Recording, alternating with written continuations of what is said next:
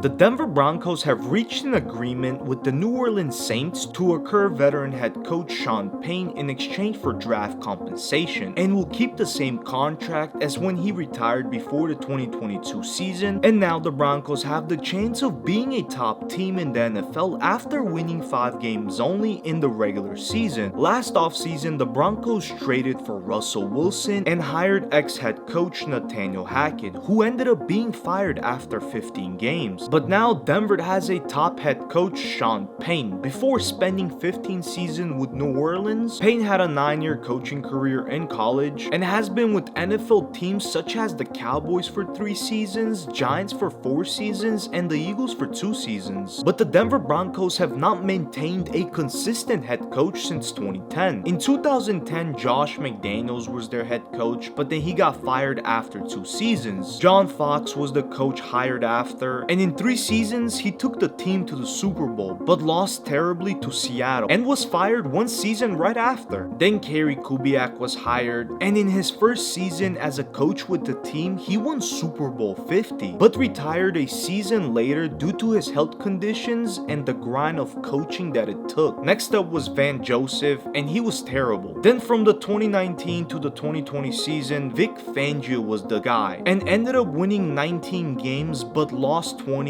in the 3 seasons. Of course, Nathaniel Hackett was hired right after, and it was a disaster. But I think the big question is, does Russell Wilson still have the ability to be a top guy, play like one, and lead you to a playoff run? Russell did not have a very good season. He did play 15 games, but ended up throwing 16 touchdowns and was picked off 11 times. Denver's first game of the season was against Seattle in prime time, but lost by 1 point. Hackett's coaching was very questionable in that game, but in week 2 they beat the Texans 16-9, and week 3 won by 1 point against the 49ers. After going 3-1, I thought the Broncos had a chance, but lost 4 straight before picking up a win against Jacksonville in week 8 21-17. And after their bye week in week 9, Denver lost 5 games straight and won in week 15 against Arizona. The following week was a little bit different. Denver ended up getting blown out 51-14 by the Rams and Baker Mayfield in his 3rd game as a Ram, and that was Nathaniel Hackett's last game. However, the Broncos have a top defense without a doubt, and that was shown in the regular season with keeping teams away from the end zone. This is why this team can be terrifying, with a strong defense and now a great head coach who will most likely fix the offense, because that's just who Sean Payton is. And the Broncos could really be that team that will make noise. I mean, I honestly thought Nathaniel Hackett was going to be the man that will carry the team for a few seasons, but I was wrong. Plus, I don't think nobody expected for Russell Wilson to play this bad. I didn't. Russell Wilson had a really successful career with Seattle, but he had Marshawn Lynch in the backfield, who was also able to carry the team, so I don't know how much the credit will go to Russell. Pete Carroll is also the reason why Seattle was so good. I mean, we were able to see that this season with Geno Smith as well. But the Broncos do have a good defense, and this will be a big help to the team. I truly believe Sean Payton is the coach for the Denver Broncos, and there is a feeling that the Denver Broncos will be terrifying. Or maybe not.